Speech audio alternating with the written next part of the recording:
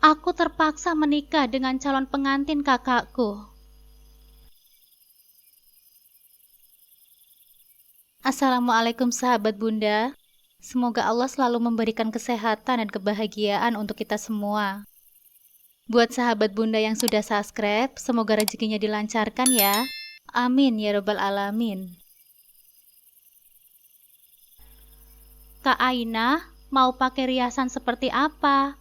Natural atau yang lebih bold? MUA itu tersenyum ramah sambil mengeluarkan beberapa pilihan riasan. Aku menatap wajahku di cermin, masih polos tanpa polesan apapun. Yang natural saja ya, aku nggak terlalu suka riasan tebal. Siap, aku mulai ya kak. Dia mulai memoleskan foundation ke wajahku dengan gerakan lembut. Perlahan aku melihat perubahan di wajahku. Masya Allah, ternyata aku cantik juga ya dengan riasan seperti ini, batinku. Aku menatap pantulan wajah di cermin. Riasan yang dipoleskan oleh MUA di wajahku membuatku nampak manglingi. Ditambah dengan baju pengantin berwarna putih gading melekat di tubuh ini. Rangkaian bunga melati menjuntai dari atas kepala hingga ke perut. Semakin menguatkan identitasku sebagai mempelai wanita. Kumainkan cincin emas putih yang tersemat di jari manisku. Hari ini aku menikah, tapi aku sendiri tidak tahu apakah pilihanku ini sudah tepat. Sudah siap, Dok? Suara ibu menyadarkanku dari lamunan. Aku menoleh dan mendapati ibu berdiri di ambang pintu dengan wajah sendu. Aku tahu ibu berusaha menutupi kesedihannya. Meski aku juga tidak tahu apakah kesedihan itu untukku atau untuk kakakku. Sudah, Bu, jawabku lirih. Aku bangkit dari dudukku, lalu melangkah perlahan ke arah ibu. Kain jarik yang menjadi bawahan kebaya membuatku sedikit kesulitan berjalan. Tetapi aku tetap berusaha nampak anggun. Ibu menggandeng tanganku menuju halaman depan tempat taruh dipasang. Di sanalah akan dilaksanakan prosesi ijab kabul. Hatiku berdebar semakin kencang. Aku melangkah dengan dada sesak. Tidak kuasa membayangkan apakah yang akan terjadi. Di depan sana, seorang pria berkulit sawo matang bernama Haris sudah bersiap menjabat tangan bapakku. Suara lantang penuh semangat ketika mengucapkan ijab kabul. Saya terima nikah dan kawinnya Tasya Putri Az-Zahra binti Bambang Trikusumo dengan mas kawin seperangkat alat sholat dan uang 30 juta rupiah dibayar tunai. Aku membeku di tempat. Hatiku mencelos. Nama yang disebut bukan namaku, melainkan nama kakakku sendiri. Mata ini memanas. Aku memejamkan kelopak mata dengan erat, berusaha menahan air mata yang hampir jatuh. Tapi rasa perih menjalar di dadaku tidak bisa kuhindari. Organ dalam yang bernama hati ini rasanya seperti dicabik-cabik tanpa ampun. Aku seharusnya sudah mengikhlaskan. Pagi tadi aku dengan lantang berkata kepada semua orang bahwa aku ikhlas, bahwa aku rela calon suamiku menikahi kakakku sendiri. Tetapi kenyataannya, sekarang aku tidak sanggup menahan rasa sakit ini. Namaku Aina Salsabila Az-Zahra. Aku dan Mas Faris berkenalan di media sosial sekitar 6 bulan yang lalu.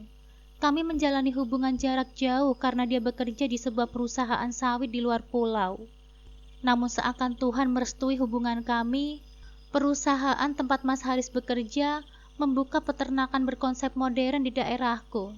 Hingga sebulan lalu dia dipindahkan tugas di sini. Bertepatan dengan kepindahannya, Mas Haris datang ke rumahku untuk melamarku. Semua orang mengatakan bahwa aku adalah wanita yang paling beruntung karena mendapatkan calon suami kaya dengan pekerjaan mapan. Kendaraan yang dibawa Mas Haris saat melamarku sebuah mobil expander putih, seolah menjadi simbol keberhasilannya sebagai laki-laki. Di hari yang sama, kakakku Tasya juga dilamar oleh kekasihnya Mas Rafa. Mas Rafa datang seorang diri tanpa sanak saudara. Dari cerita yang kudengar, dia sebatang kara. Pria itu datang dengan sederhana, mengendarai motor Vega ZR keluaran 2011 berwarna merah. Perbedaan antara Mas Haris dan Mas Rafa menjadi perbincangan para sanak saudara, terutama soal seserahan. Mas Haris begitu loyal. Di dalam seserahan, aku menerima berbagai barang, baju, perhiasan, sepatu, skincare, jajanan, dan masih banyak lainnya. Sangat kontras dengan yang dibawa oleh Mas Rafa yang hanya berupa cincin emas 1 gram. Dulu ibu pernah mengingatkan kakakku tentang pilihannya. Kamu yakin, Dok, dengan pilihanmu? Ganteng sih ganteng, tapi dia melarat loh, ujar ibu saat itu. Namun dengan lantang, Mbak Tasya menjawab, tidak masalah, Bu. Dia memang miskin, tapi yang penting baik dan setia. Sungguh lidah manusia memang tidak bertulang. Hari ini kalimat itu terasa seperti ironi. Bukan tanpa alasan ibu memperhatikan kakakku. Ibu tahu Mbak Tasya tidak bisa hidup susah. Jangankan hidup susah, menyapu rumah saja dia enggan. Ia lebih suka bersolek daripada mengerjakan pekerjaan rumah. Tidak heran jika penampilan kami jauh berbeda. Kulit Mbak Tasya putih mulus, wajahnya bersih dan cantik. Bodinya aduhai karena ia rajin ke tempat kebugaran. Sedangkan aku lebih abai dengan penampilanku. Kulitku kuning langsat yang kini menggelap karena sering pergi ke sawah membantu ibu dan bapak mengawasi pekerja. Jika Mbak Tasya lebih suka berpakaian ketat yang memperlihatkan lekuk tubuhnya, aku lebih nyaman dengan baju longgar dan hijab sebagai penutup kepala. Namun aku tidak pernah menyangka jika akhirnya justru Mbak Tasya yang akan menikah dengan Mas Faris. Aku masih berdiri kaku di tempat. Aku menunduk, tidak ingin siapapun melihat ekspresiku sekarang. Dapat kurasakan tatapan iba dari beberapa orang, tetapi tidak ada satupun yang bersuara. Saat akad nikah selesai, ibu menggenggam tanganku dengan erat. Aku tahu ibu juga terluka, tapi dia mencoba kuat untukku. Sabar ya, Nduk. Gusti Allah lebih tahu mana yang terbaik untukmu, bisiknya. Aku mengangguk pelan. Aku ingin berkata sesuatu, tapi lidahku terasa keluh. Dari sudut mataku, kulihat Mas Faris menggenggam tangan Mbak Tasya dengan erat. Senyum lebar terukir di wajah mereka. Sakit, rasanya sakit sekali melihatnya. Aku mundur perlahan. Kaki ini terasa begitu berat, tetapi aku tahu aku tidak bisa tinggal di sini lebih lama. Sambil menarik nafas panjang, aku berbalik dan berjalan menjauh. Hari ini seharusnya menjadi hari kebahagiaanku, tetapi ternyata takdir berkata lain. Mungkin benar kata ibu, Allah lebih tahu mana yang terbaik untukku. Tetapi untuk saat ini, aku hanya ingin sendiri. Aku hanya ingin menangis sepuasnya. Tidak apa-apa, Bu, melarat. Yang penting tidak malu-maluin kalau diajak kondangan. Begitulah jawaban dari Mbak Tasya saat itu. Tapi yang dikatakan Mbak Tasya saat itu hanyalah isapan jempol belaka. Aku yang biasa bangun di jam 3 pagi untuk melaksanakan sholat sunnah, berniat ke kamar mandi untuk mengambil air wudhu. Langkahku terhenti saat melintas di depan kamar Mbak Tasya, yang berada tepat di sebelah kamarku. Ada suara-suara aneh yang terdengar dari dalam kamar. Kutempelkan daun telingaku ke pintu, hingga terdengar jelas suara seorang laki-laki dari dalam sana. Astagfirullah, kuelus dadaku perlahan. Bisa-bisanya Mbak Tasya dan Mas Rafa melakukan hal yang dilarang sebelum menikah. Kenapa mereka tidak sabar sekali sih? Padahal kan tinggal beberapa jam lagi mereka sah menjadi suami istri dan bisa melakukan hal itu sepuasnya dalam ikatan suci pernikahan. Ini tidak bisa dibiarkan. Aku harus memberitahu ibu dan bapak. Kuurungkan langkahku menuju kamar mandi. Aku memutar badan ke samping berniat menuju kamar ibu dan bapak. Namun mataku seketika membelalak saat melihat sosok Mas Rafa berjalan semakin dekat ke arahku. Mas Rafa? Panggilku pada pria bertubuh jangkung itu. Kamu ngapain malam-malam begini di luar kamar, Dek? Mas Rafa bertanya kepadaku. Dia sepertinya baru saja terjaga. Terbukti dia berjalan dengan sesekali mengucek-ngucek matanya dan menguap. Kalau Mas Rafa di sini, lalu siapa yang ada di dalam kamar Mbak Tasya?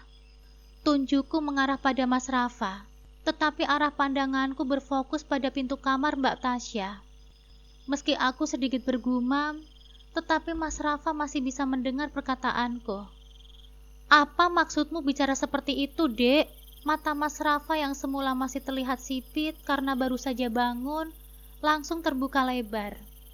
Itu, Aina mendengar suara laki-laki dari dalam kamar Mbak Tasya, Mas. Ucapku terbata-bata. Mas Rafa langsung melangkah cepat ke arah kamar Mbak Tasya. Menggedor-gedor pintu itu dengan keras dan tidak sabar. Tasya, buka pintunya! Ayo, buka pintunya! Mas Rafa yang biasa berkata lembut, meninggikan suaranya. Kalau kamu tidak mau membuka pintunya, tidak ada pilihan lain. Aku akan mendobrak pintu ini, ancam Mas Rafa dengan wajah memerah. Ada apa ini? Tanya bapak yang datang dengan ibu. Mereka sepertinya terbangun karena mendengar suara keributan. Kenapa ribut-ribut malam-malam begini? Bapak bersuara dengan lantang. Di belakang bapak dan ibu, nampak kedua orang tua Mas Faris juga berjalan ke arah kami. Aina mendengar suara laki-laki dari dalam kamar Mbak Tasya, Pak. Tuturku pada bapak. Laki-laki? Kulihat kening bapak mengerit. Kini bapak pun ikut menggedor-gedor kamar Mbak Tasya. Tasya, jangan macam-macam kamu. Ayo, buka pintunya. Karena Mbak Tasya tidak kunjung membuka pintu, akhirnya Mas Rafa yang kehilangan kesabaran mendobrak pintu itu dengan sekuat tenaga. Pintu itu pun akhirnya terbuka lebar. Benar-benar kuat sekali tendangan Mas Rafa. Tasya, teriak Mas Rafa murka. Teriakan dan ekspresi wajah yang ditunjukkan oleh Mas Rafa membuatku penasaran. Aku melangkah maju, ikut melihat apa yang Mas Rafa lihat. Kakiku mundur beberapa langkah, kututupi mulut ini. Air mata lolos begitu saja ke pipiku. Tubuhku limbung seketika. Hampir saja aku jatuh kalau ibu tidak memegangi kedua bahuku. Astagfirullah, kuucapkan istighfar berulang kali. Mbak Tasya dan Mas Faris berada di kamar yang sama. Mereka berdua telah melakukan hal yang tidak seharusnya dilakukan sebelum menikah. Hatiku hancur. Calon suamiku berkhianat dengan kakakku di hari H pernikahan kami. Apa-apaan ini? Hardik bapak tidak kalah berangnya seperti Mas Rafa. Sungguh memalukan, teriak bapak kemudian. Hatiku rasanya seperti luka yang menganga ditaburi oleh garam. Saat melihat Mas Faris menarik tubuh Mbak Tasya di balik punggungnya. Jangan salahkan Tasya, Pak. Kami saling mencintai, ucap Mas Faris enteng tanpa memikirkan bagaimana perasaanku. Edan, bisa-bisanya kamu berucap demikian. Dia itu calon kakak iparmu, Faris. Calon istrimu itu Aina. Maaf, Pak. Saya jatuh cinta pada Tasya pada pandangan pertama. Kalimat yang Mas Faris lontarkan bagikan petir yang menyambar di siang hari. Tega sekali Mas Faris berkata seperti itu. Dan kamu, Tasya? Bapak mendekati Mbak Tasya, berniat menarik tubuh Mbak Tasya. Tetapi lagi-lagi dihalangi oleh Mas Faris. Jangan sakiti Tasya, Pak. Saya akan bertanggung jawab. Tanggung jawab bagaimana maksudmu? Tatapan bapak begitu nyalang pada Mbak Tasya dan juga Mas Faris. Dapat kulihat juga Mbak Tasya ketakutan melihat tatapan bapak. Saya akan menikahi Tasya, kata Mas Faris lantang. Kurang ajar kamu. Sebuah bogem mentah Mas Rafa melayang ke arah Mas Faris. Pukulan itu membuat Mas Faris tersungkur ke tanah. Mas Faris, tekik Mbak Tasya. Persis seperti adegan sinetron, Mbak Tasya memegangi tubuh Mas Faris yang tersungkur. Hei, jangan seenaknya kamu memukul anakku. Kamu mau saya laporkan ke polisi? Ancam bapak Mas Faris. Bukannya gentar, Mas Rafa justru menantang. Silahkan saja, saya tidak takut. Melihat semua drama ini, aku tergugu di pelukan ibu. Usapan lembut ibu yang biasa menenangkan, ternyata tidak sanggup meredam semua rasa sakit yang kurasakan. Kuurai pelukan ibu, meski berat aku harus mengambil keputusan. Biarkan saja Mas Faris menikah dengan Mbak Tasya, Pak. Aku sudah memutuskan melepaskan laki-laki pengkhianat itu. Mungkin ini jawaban dari Allah untukku. Salat istikharah yang aku jalani sebulan yang lalu benar-benar telah dijawab oleh Allah dengan sejelas mungkin.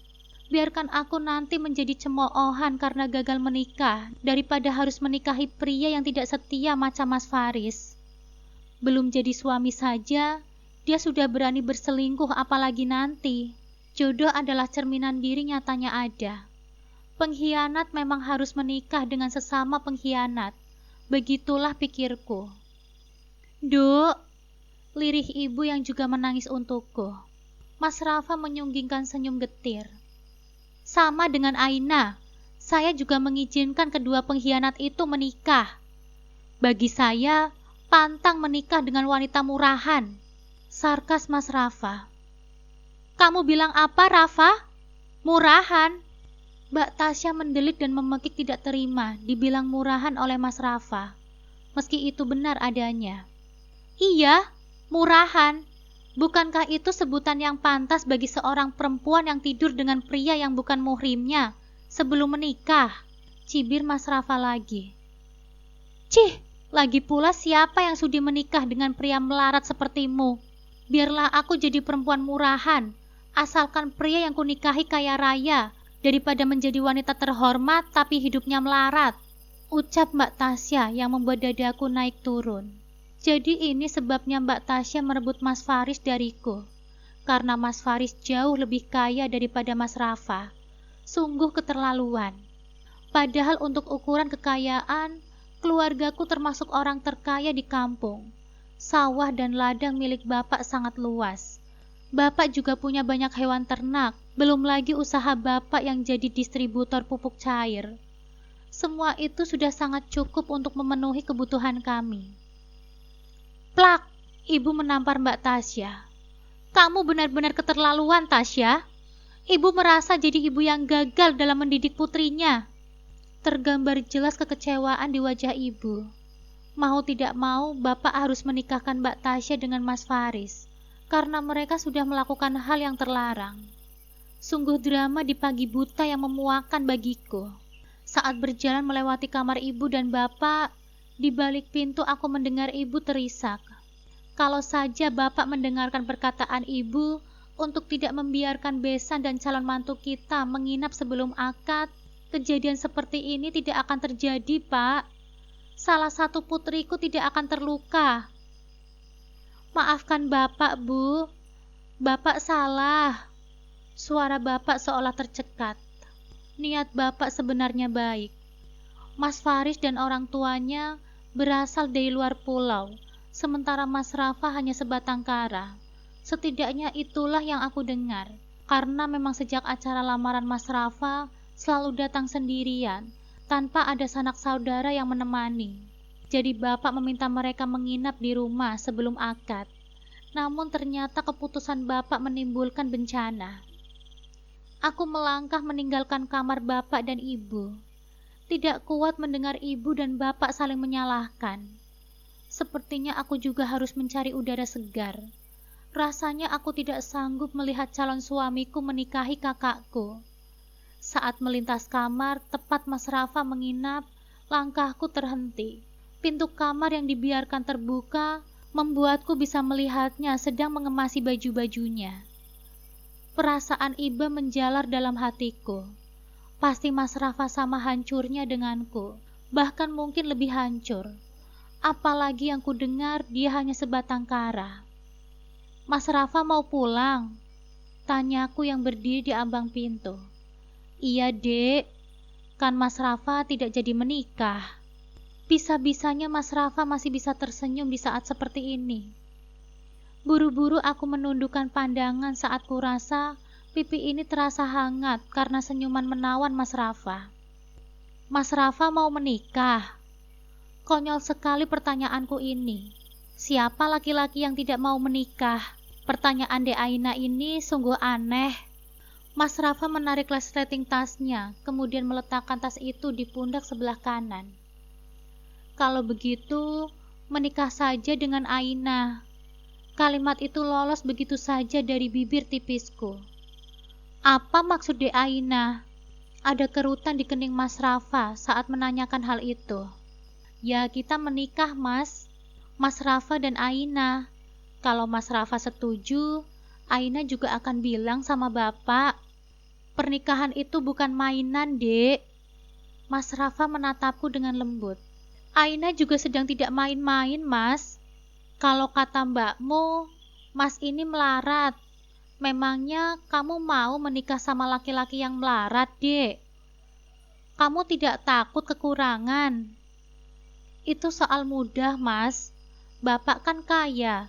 Selain itu, Aina juga punya sapi. Kalau kita kekurangan, kita bisa meminta sama Bapak. Atau kita jual sapi itu. Ucapku enteng. Aku mengajak Mas Rafa menikah bukan bermaksud balas dendam, apalagi pelampiasan. Melainkan aku kasihan padanya. Sudah melarat, dihianati pula. Dan kalau dipikir-pikir, aku juga turut adil dalam kemalangan yang menimpa Mas Rafa. Karena secara tidak langsung, akulah yang mengenalkan Mbak Tasya dengan Mas Faris. Baiklah kalau itu sudah menjadi keputusan kamu, Dek. Mas harap Dek Aina tidak akan menyesali keputusan yang sudah Dek Aina buat. Insya Allah tidak, Mas. Jawabku yakin. Kuucapkan basmalah dalam hati. Semoga keputusanku ini tepat dan rasa iba bisa berubah menjadi cinta. Mas Rafa merogoh kantong celananya, mengeluarkan sebuah kotak budru berwarna merah. Aku terkejut saat Mas Rafa berlutut di hadapanku. Dia meraih tangan kiriku lalu menyematkan sebuah cincin di sana. Wah, ternyata pas di tangan Dek Aina. Sebuah cincin emas putih dengan mata yang berkelap-kelip di ujungnya. Sangat indah sekali. Awalnya Bapak menantang permintaanku yang nyeleneh ini. Aku sendiri heran bagaimana bisa ide itu muncul dan terucap begitu saja. Setelah dibantu oleh Ibu untuk membujuk Bapak, akhirnya Bapak pun setuju. Dengan lantang dan satu tarikan nafas, Mas Rafa menjadikanku istrinya. Pesta pernikahan telah usai. Dengan nada berdebar aku menunggu kehadiran Mas Rafa di kamarku. Jam dinding sudah hampir menunjukkan jam 2 pagi. Tapi Mas Rafa belum juga masuk ke dalam kamar. Karena sudah resmi menikah, Ibu memerintahkanku untuk melepas hijab saat berada satu kamar dengan Mas Rafa. Ibu juga membaluri tubuhku dengan lotion yang sangat harum. Rambutku juga disisir begitu rapi. Tidak ketinggalan Ibu menyuruhku memakai baju tidur terusan berlengan pendek selutut. Jujur saja aku merasa risih mengenakan pakaian ini. Hingga suara pegangan pintu yang diputar dari luar membuat jantungku seakan ingin terlepas. Pintu pun akhirnya terbuka. Kulihat Mas Rafa mematung di ambang pintu. Tatapan kami saling bertemu. Dadaku berdebar-debar tidak karuan. Ini pertama kalinya aku melepas hijab di depan laki-laki selain Bapak. Aku menunduk malu. Kuselipkan anak rambut ke belakang telinga. Hingga suara pintu yang berdebar membuatku mendongak. Ternyata kehadiran Mas Rafa di kamarku hanya ingin meminta izin bahwa ia ingin pergi keluar sebentar tanpa alasan yang jelas. Mas Rafa meninggalkanku di malam pertama.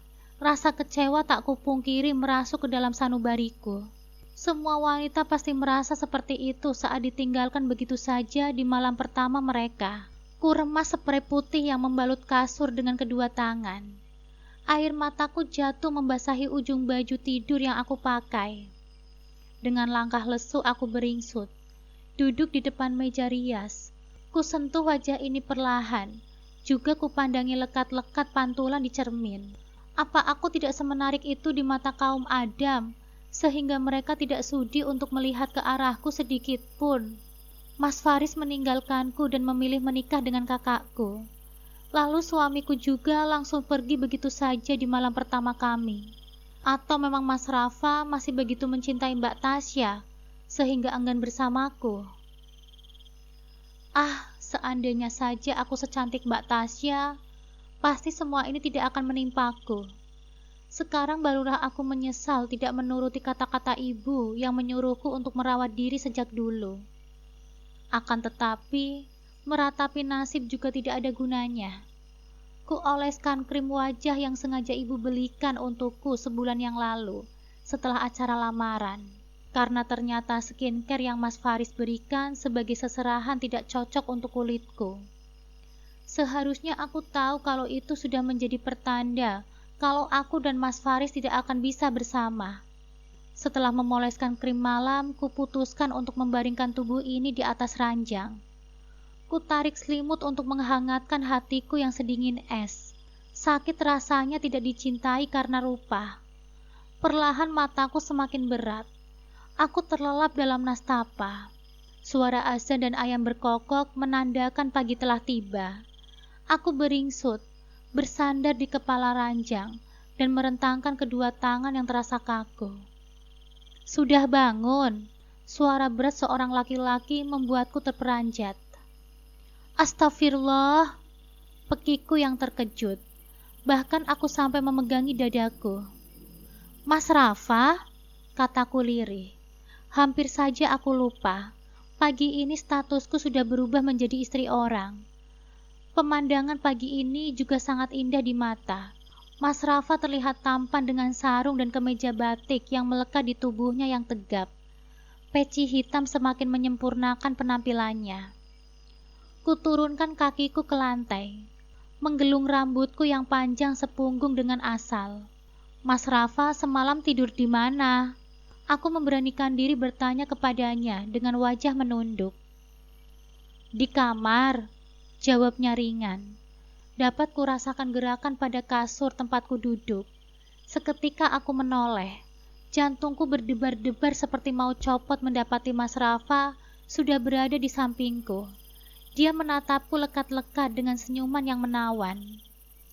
Astagfirullah, Mbak Tasya, apa nanti dia tidak menyesal sudah melepaskan laki-laki setampan ini?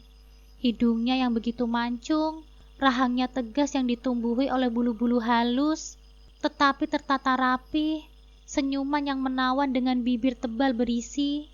Aku jadi penasaran dengan rasanya. Astagfirullah, apa-apaan aku ini? Bisa-bisanya aku membayangkan yang tidak-tidak. Tapi kan dia suamiku, jadi sah-sah saja kan? Kok Aina tidak tahu? Tanyaku padanya, karena lelap tertidur, aku jadi tidak menyadari keberadaan Mas Rafa malam tadi. Karena waktu Mas masuk, Dek Aina sudah tidur. Oh, jadi dia menungguku tidur terlebih dahulu, baru dia masuk ke dalam kamar. Hatiku rasanya semakin sakit saja mendengar jawabannya. Itu artinya dugaanku benar. Dia sengaja menghindariku di malam pertama. Wajahku langsung berubah masam. Ingin sekali aku mencerca suami tampanku ini dengan pertanyaan, kenapa menghindariku di malam pertama? Apa karena dia masih begitu mencintai Mbak Tasya? Tapi sayangnya mulutku rasanya seperti dilem. Lengket sekali tidak bisa terbuka. Hingga tiba-tiba mataku dibuat melotot saat Mas Rafa mengecup keningku. Jangan berpikir yang macam-macam. Percaya sama Mas Rafa. Mas Rafa sudah move on dari mbakmu sejak Dek Aina melamar Mas. Tutur Mas Rafa seakan bisa membaca pikiranku. Mas berangkat ke musola dulu ya. Jangan lupa hijabnya dipakai saat keluar kamar. Karena di rumah ini juga ada Faris. Mas tidak rela keindahan istri Mas dinikmati oleh orang lain. Pesan Mas Rafa kepadaku, yang sukses membuat hati ini menghangat. Perlakuannya yang begitu lembut dan manis membuatku membisu mendadak. Terbukti aku hanya angguk-angguk saja tanpa suara. Istri pintar, usapan lembut mendarat di puncak kepalaku. Harus wudhu lagi nih, kata Mas Rafa. Kupandangi punggung Mas Rafa yang menghilang di balik pintu. Seperti jeli tubuhku merosot ke lantai. Mungkinkah ini yang dinamakan jatuh cinta? Seperti ada ribuan kupu-kupu yang berterbangan di dalam hati. Indah sekali. Kami semua duduk di meja makan. Hari ini ibu dan aku sengaja membuat pecel karena bosan makan daging terus-menerus selama acara mantenan. Dengan cekatan aku melayani Mas Rafa, mulai dari mengisi nasi dan lauk pauk ke dalam piringnya, juga menuangkan minuman. Itu semua aku pelajari dari ibu saat melayani bapak. Aku tahu Mas Faris diam-diam terus menatap ke arahku. Tatapan Mas Faris tentu saja membuatku merasa tidak nyaman. Dan Mbak Tasya sepertinya juga menyadari hal itu. Hingga Mbak Tasya beringsut manja ke lengan suaminya. Mas Faris, kamu mau lauk apa? Bisa Tasya ambilin. Mas mau pecel sama seperti yang dimakan Rafa. Entah kenapa aku merasa jawaban Mas Faris terdengar ketus di telingaku. Dengan penuh semangat, Mbak Tasya melayani suaminya. Setelah selesai melayani Mas Faris, Mbak Tasya menyibak rambutnya ke belakang. Astagfirullah, leher Mbak kenapa merah-merah seperti itu ya? Mbak Tasya kena gigit serangga atau alergi? Pekiku. Aku begitu khawatir dengan kondisi leher Mbak Tasya yang terlihat menakutkan itu. Mas Faris tersedak makanan hingga Mbak Tasya menepuk-nepuk punggung suaminya. Sementara yang lainnya terlihat menahan tawa. Tidak terkecuali Mas Rafa. Mereka semua sungguh aneh. Sebagai rasa toleransi, aku menyodorkan segelas air putih pada Mas Faris yang tersedak tempe. Namun dengan kasar, Mbak Tasya merebut gelas itu dari tanganku. Jangan sok perhatian kamu sama suami orang, serkas Mbak Tasya dengan wajah masam. Melihat kondisi yang seperti ini, membuat Mas Rafa berpikir, alangkah baiknya kalau aku tinggal saja di rumahnya. Apa kamu yakin, Dok, mau pergi hari ini? Tatapan ibu kepadaku begitu sendu. Beliau menghentikan sejenak kegiatannya yang membuatku memasukkan baju ke dalam tas jinjing yang akan kubawa ke rumah Mas Rafa. Iya, Bu. Mas Rafa ingin kami pulang ke rumahnya hari ini juga. Jawabku yang sebenarnya sama sedihnya dengan ibu yang harus tinggal terpisah. Sedikit banyak aku pun tahu yang ibu rasakan. Pasti berat melepas anak perempuan yang sudah dibesarkan selama 20 tahun untuk tinggal bersama suaminya. Meskipun hanya berjarak 1 jam perjalanan saja. Bukan hanya ibu yang berat untuk berpisah. Aku pun sama. Namun setelah menikah, bukankah seorang istri memang harus ikut dengan suaminya? Kenapa tidak menunggu sampai 5 hari, Nduk? Seperti mbakmu, kata ibu lirih.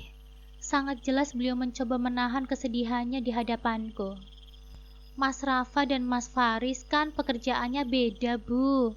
Mas Faris itu kepala keuangan di peternakan besar yang bisa mengajukan cuti panjang. Sementara Mas Rafa kan hanya kuli lepas di peternakan sapi. Jadi kalau Mas Rafa kelamaan cuti, bisa-bisa dipecat, Bu. Aku mencoba memberikan ibu pengertian.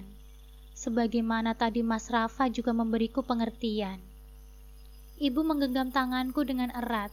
Oh alah, Duk, kok begini ya nasibmu? Air mata ibu akhirnya menetes juga. Ibu kenapa menangis? Ku hapus air mata di pipi ibu yang mulai keriput dimakan usia. Mbakmu itu memang kebangetan. Tega-teganya dia merebut calon suamimu hanya karena dia lebih kaya. Lalu membuatmu menikah dengan calon suamimu yang melarat. Ibu semakin terseduh-seduh. Ini semua sudah jalan takdir, Bu. Tidak perlu disesali. Sebisa mungkin aku akan menenangkan ibu yang terus saja menangis. Setidaknya seharusnya ibu bersyukur. Aku gagal menikah dengan Mas Faris yang tukang selingkuh itu. Bagiku tidak masalah jika Mas Rafa melarat, yang penting dia setia. Semoga saja. Kamu juga. Aduh, aku memekik karena ibu memukul lenganku. Ah, ibu ini bagaimana sih? Tadi mengasihiku, sekarang malah mukul aku. Kok aku dipukul sih, Bu? Aku tentu langsung melayangkan protes kepada ibu. Kamu juga kebangetan. Bagaimana bisa kamu justru menikahi laki-laki yang dibuang oleh mbakmu? Kasihan Mas Rafanya, Bu. Sudah melarat, tidak punya sanak saudara, dihianati pula. Mana tega Aina melihatnya, Bu? Memangnya kamu pikir menikah itu cukup dengan rasa kasihan saja? Dasar bocah nakal. Ibu memarahiku seraya menangis. Kan ibu sendiri yang bilang, menolong orang teraniaya itu pahalanya besar.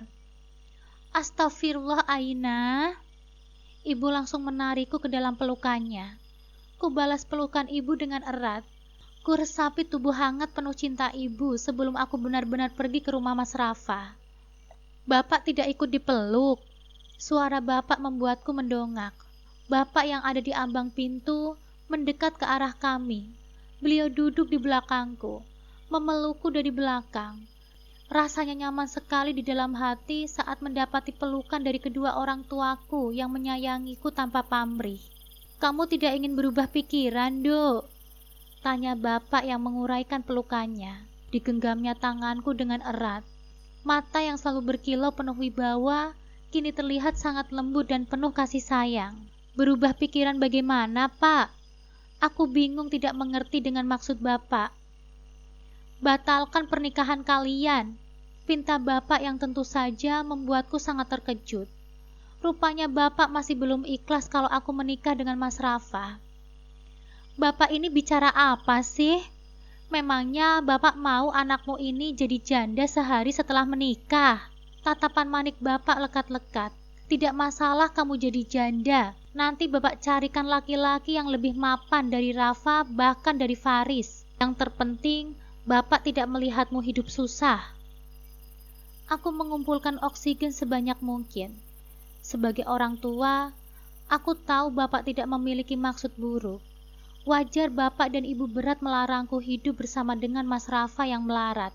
Karena dari kecil, aku dan Mbak Tasya terbiasa hidup berkecukupan. Tapi saran Bapak itu juga tidak benar. Dan sebagai seorang anak, aku berkewajiban menjelaskannya pada Bapak. Pak, pernikahan itu bukanlah permainan yang bisa diakhiri kapan saja saat kita sudah bosan atau tidak menginginkannya, Pak. Pernikahan adalah perjanjian kita kepada Tuhan dan menjadi ibadah terlama. Insya Allah seumur hidup, Pak. Jadi tidak peduli mau Mas Rafa kaya ataupun melarat, selagi Mas Rafa setia dan mampu menjadi imam yang baik untuk Aina, insya Allah Aina akan selalu mendampingi Mas Rafa. Lagi pula, Bapak lupa ya, bukan Mas Rafa yang meminta Aina untuk menikah dengannya, Pak, melainkan Aina sendiri.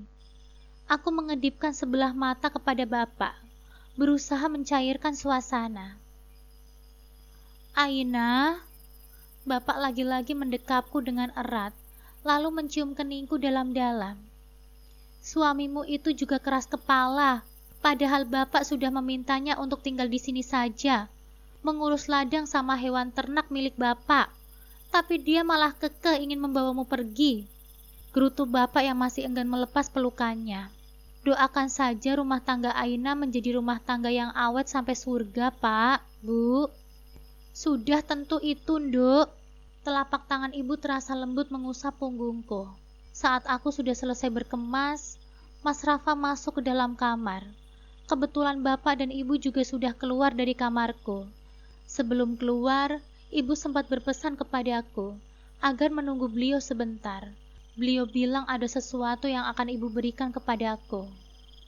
Sudah selesai, Dek, berkemasnya. Sudah, Mas. Mas Rafa memperhatikan tas ransel besar dan tas jinjing milikku. Ini dibawa semua, Dek? Tanya Mas Rafa. Iya, terlalu banyak ya, Mas. Kalau terlalu banyak, biar aku kurangi saja bajunya. Aku balik melempar tanya kepada Mas Rafa. Dengan senyum khasnya, Mas Rafa menimpali pertanyaanku. Tidak kok, Dek, tidak kebanyakan. Tas ranselku sudah berpindah di punggung Mas Rafa. Melihatnya kepayahan membawa tasku dan tasnya, aku berniat membantunya. Biar Mas saja, Dek. Tasnya berat, cegah Mas Rafa saat aku berniat mengangkat tas cincin milikku. Tidak apa-apa, Mas. Aina bisa kok bawa sendiri. Jangan, Dek. Tunggu di sini saja ya. Nanti setelah Mas menaruh tas-tas ini di motor, Mas balik lagi ambil tas yang itu. sekalian ambil di Aina. Mas Rafa melempar senyum padaku. Melihat senyum Mas Rafa, lagi-lagi aku tersipu malu. Sungguh ketampanannya bertambah berkali-kali lipat saat dia tersenyum. Saat Mas Rafa keluar dari kamarku, ibu tiba-tiba masuk. "Dok, bawa ini sebagai pegangan."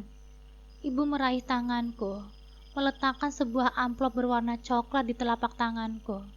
"Ini apa, Bu?" "Ini uang untukmu. Anggap saja sebagai modal usaha dari ibu dan bapak. Simpan baik-baik ya. Gunakan seperlunya," pesan ibu kepadaku. Aku tidak bisa menahan rasa haru. "Terima kasih ya, Bu." Akhirnya tangisku kembali pecah di pelukan ibu.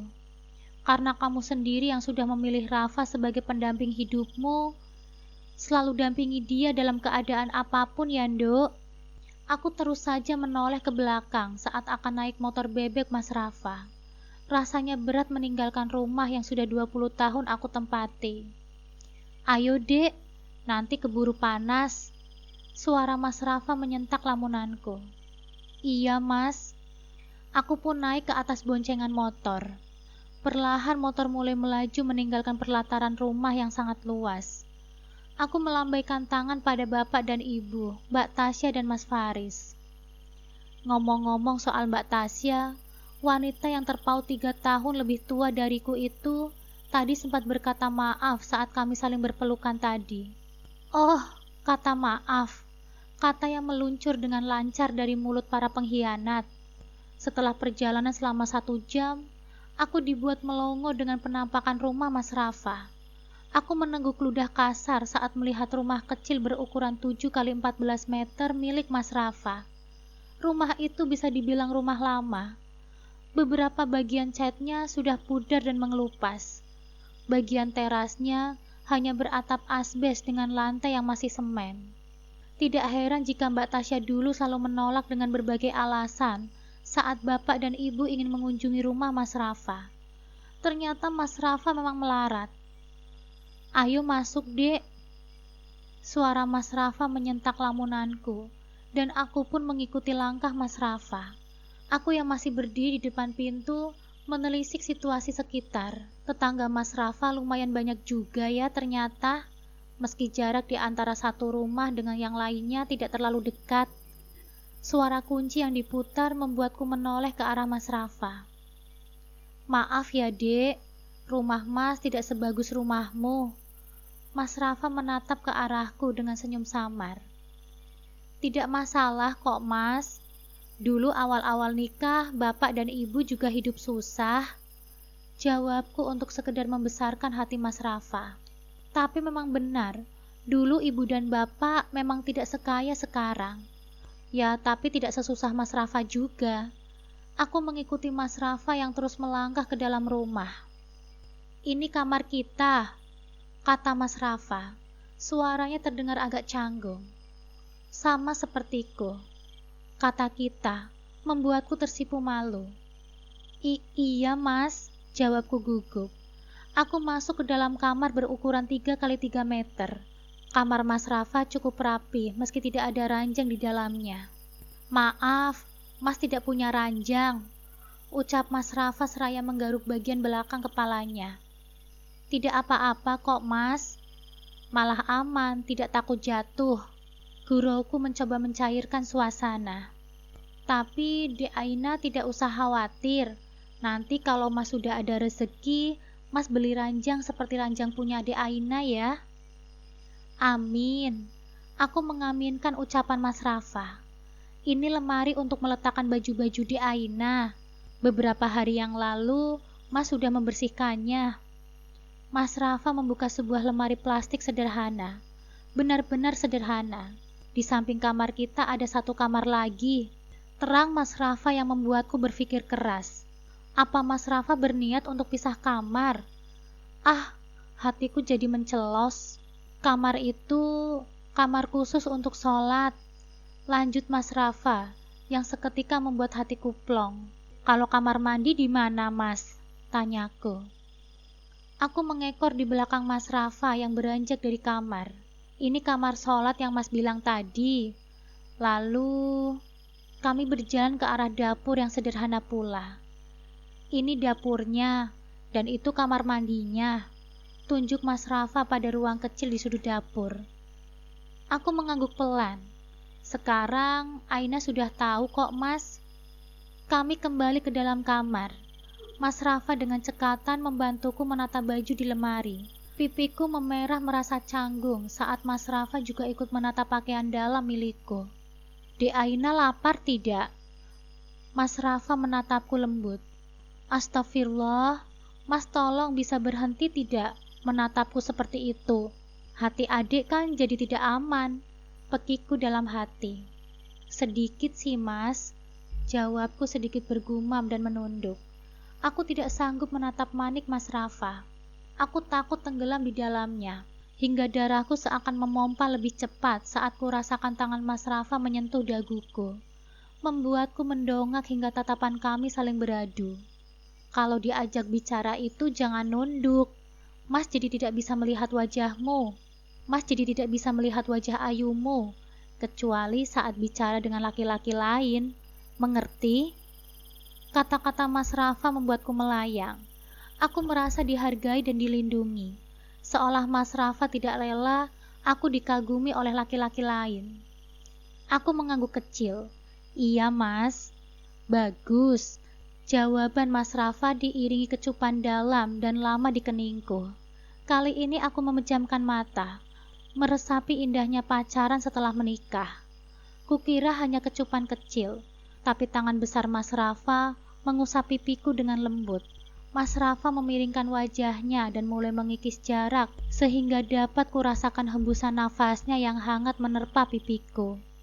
Jarak bibir kami sudah semakin dekat. Namun semuanya buyar saat ponsel Mas Rafa tiba-tiba berdering. Mas Rafa meraih ponselnya yang tergeletak di kasur. Keningku mengerit, dari mana Mas Rafa mendapatkan ponsel seperti itu. Wajah Mas Rafa terlihat sedikit tegang saat melihat nama di telepon itu. Mas angkat teleponnya sebentar ya dek, ucapnya lalu melangkah keluar, meninggalkanku sendirian di kamar. Saat Mas Rafa pergi untuk membuka tas lempang milikku, mengeluarkan amplop berisi pemberian dari ibu, aku terkejut melihat isi di dalamnya. Segepok uang kisaran 10 juta. Selain itu juga ada sebuah kalung emas yang cukup besar. Aku menyimpannya di bawah tumpukan baju. Aku berdoa semoga saja uang ini tidak perlu dipakai dan kehidupan rumah tanggaku cukup. Meski tidak kaya. Mas Rafa begitu lama saat menelpon. Aku keluar dari kamar, menuju arah dapur karena haus. Dari arah belakang, sayup-sayup dapat kudengar suara Mas Rafa. Iya ya, ini aku sudah punya istri yang nantinya aku akan bawa pulang. Anaknya baik ya.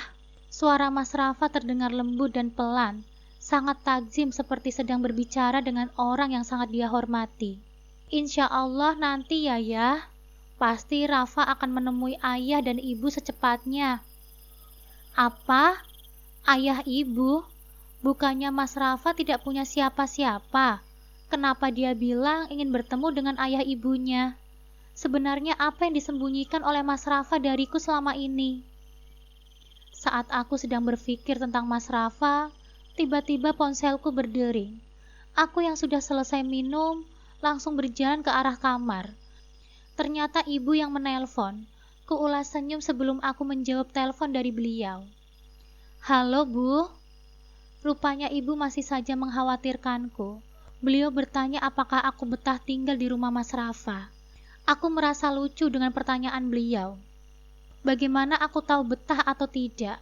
Aku kan baru saja tiba di sini. Belum juga sehari. Bukan hanya ibu, bapak pun sama. Gimana? Betah tidak, Nduk? Kalau tidak betah, Bapak jemput ya. Sekali lagi aku harus meyakinkan Bapak melalui telepon. Dek, sapa Mas Rafa dengan lembut. Sudah teleponannya. Dia berdiri di ambang pintu. Sudah, Mas. Mas Rafa mengulurkan tangannya kepadaku. Cari makan yuk. Aku menyambut uluran tangan Mas Rafa dengan wajah malu-malu. Udara yang panas terasa begitu sejuk, meskipun aku dan Mas Rafa hanya naik motor. Untuk menghilangkan rasa lapar, kami memilih makan mie ayam saja. Lebih tepatnya aku yang pilih, bukan Mas Rafa. Dia rupanya tipe pria yang mendahulukan keinginan pasangannya. Udara siang yang begitu terik terasa sangat sejuk bagiku. Bagaimana tidak, sepanjang perjalanan dari rumah ke tempat mie ayam dan sebaliknya, Mas Rafa selalu menggenggam tanganku dengan erat, meletakkannya di atas pahanya. Hal kecil yang Mas Rafa lakukan itu berhasil membuat hatiku dipenuhi dengan bunga-bunga. Pegangan dong, Dek, kan sudah halal. Begitulah yang Mas Rafa ucapkan, seraya menarik kedua tanganku agar aku berpegangan dengannya. Setelah makan malam bersama Mas Rafa, aku masuk ke dalam kamar. Aku mengganti gamis yang aku kenakan dengan baju tidur bermotif frozen sebatas lutut dan berlengan pendek. Aku menyapukan krim malam pada permukaan kulit, tidak lupa membaluri tubuhku dengan lotion. Pokoknya semua pesan ibu akan aku terapkan, termasuk membuka hijab saat sedang bersama dengan suamiku. Sempat dikhianati karena dianggap kurang cantik, aku bertekad untuk merawat diriku agar hal buruk itu tidak lagi terulang.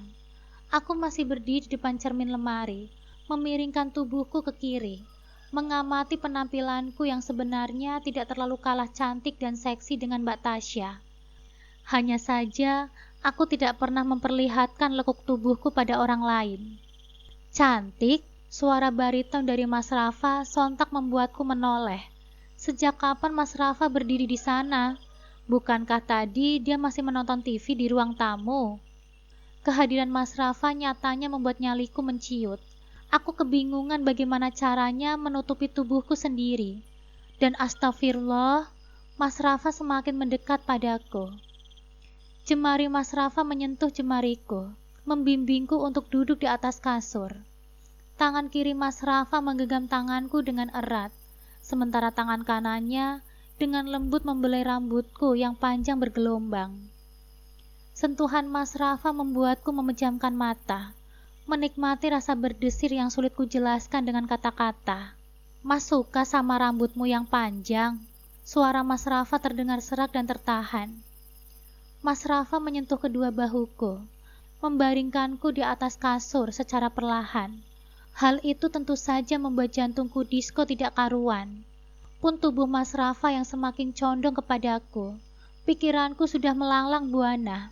Mungkinkah malam ini akan terjadi? Aku memejamkan mata dengan erat, bersiap menerima sesuatu yang bisa disebut nafkah batin, sehingga kecupan hangat mendarat di keningku.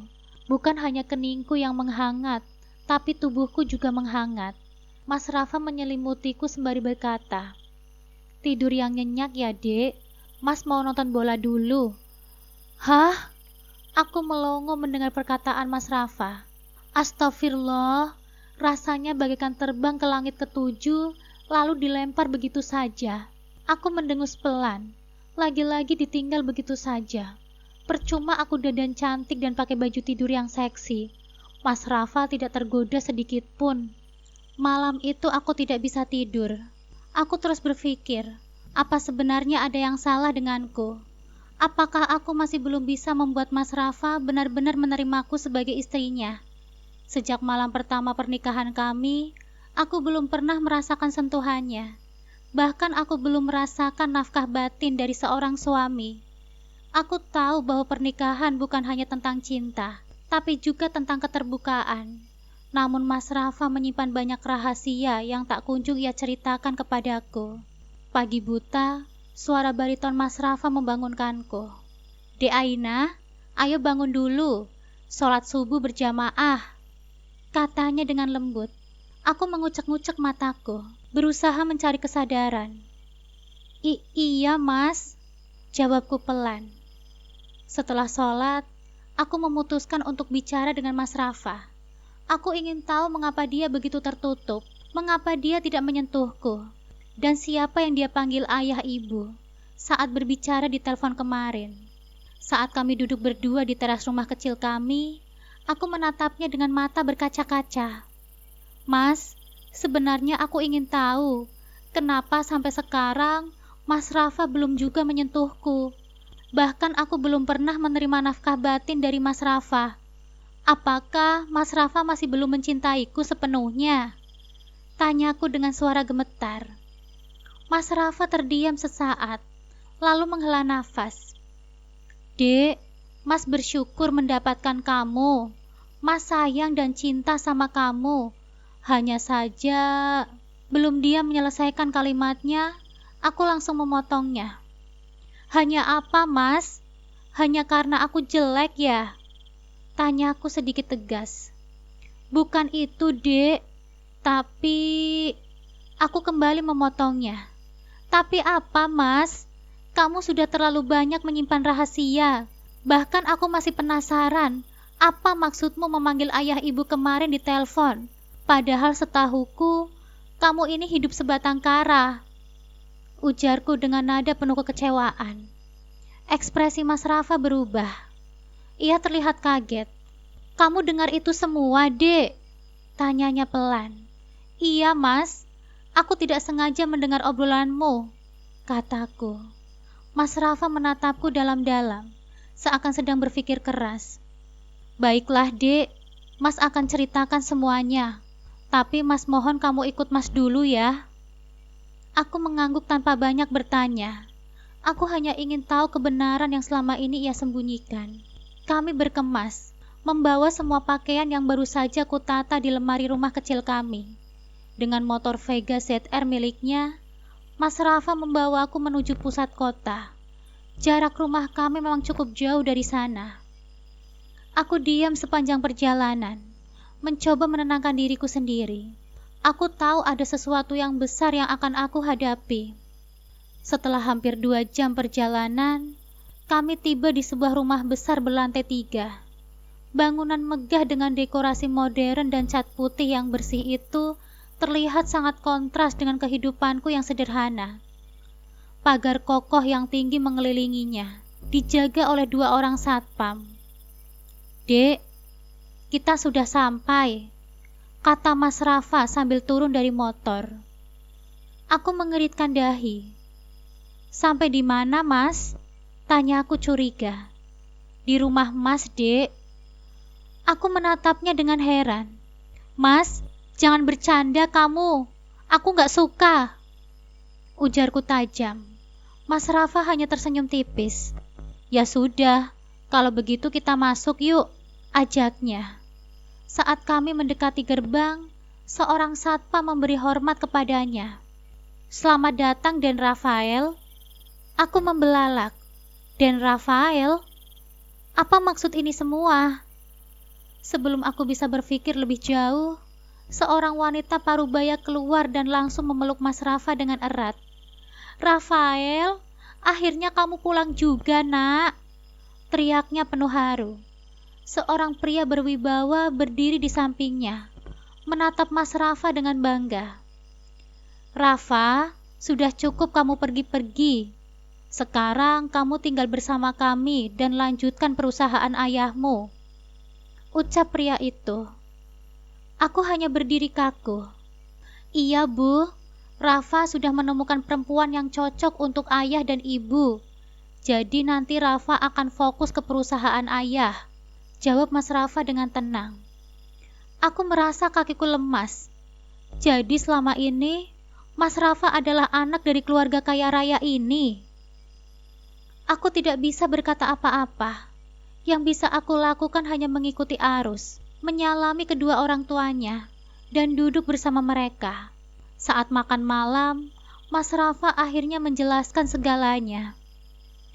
Aina, selama ini Mas menyembunyikan identitas Mas karena Mas ingin mencari istri yang benar-benar mencintai Mas, bukan karena kekayaan, katanya.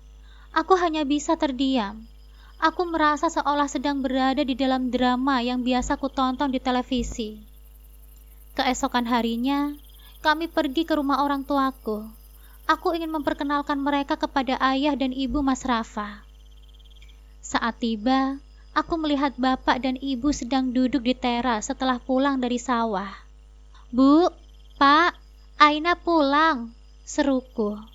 Bapak dan ibu menatapku heran. Aina, Kamu sama siapa?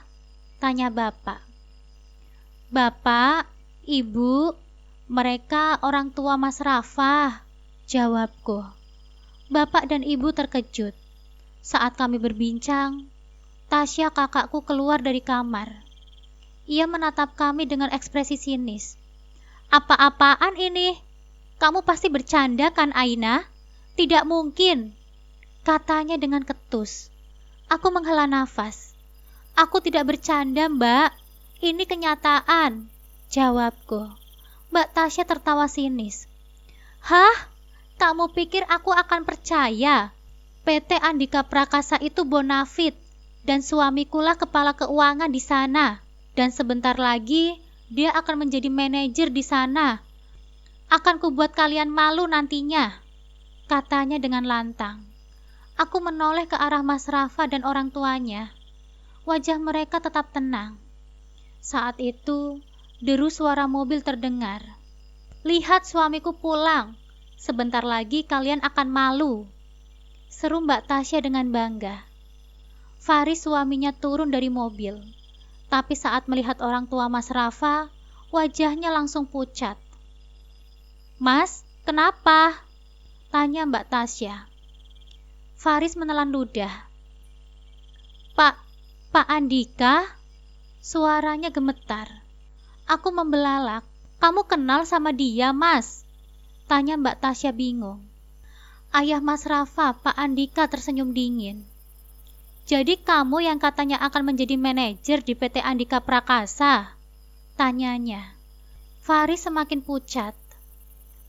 Saya... Ia tergagap. Pak Andika menatapnya dengan tajam. Saya pemilik perusahaan itu, dan mulai minggu depan, anak saya Rafael yang akan memimpin perusahaan itu, katanya dengan tegas. Mbak Tasya terkejut dan melangkah mundur. Tidak, ini tidak mungkin. Mas Faris, katakan sesuatu, Mas, bentaknya. Tapi Faris hanya tetap diam. Setelah kejadian hari itu, kebohongan dan kesombongan mereka akhirnya terbongkar. Setelah Mas Rafa dan ayahnya mengecek pekerjaan Mas Faris, ternyata Mas Faris selama ini telah melakukan korupsi dan akhirnya dipecat. Yang lebih menyakitkannya lagi, ternyata uang hasil korupsi itu digunakan Mas Faris untuk bermain dengan wanita lain. Mbak Tasya yang tidak bisa menerima kenyataan, akhirnya mengalami depresi berat. Ia mulai berteriak-teriak sendiri dan kehilangan kewarasannya. Sementara itu, aku dan Mas Rafa memulai hidup baru, hidup yang benar-benar berbeda dari sebelumnya. Aku akhirnya merasakan nafkah batin dari suamiku, Mas Rafa, untuk pertama kalinya. Ternyata selama ini bukan karena tidak cinta, namun Mas Rafa sengaja agar aku merasakan malam pertamaku dalam kondisi yang lebih istimewa.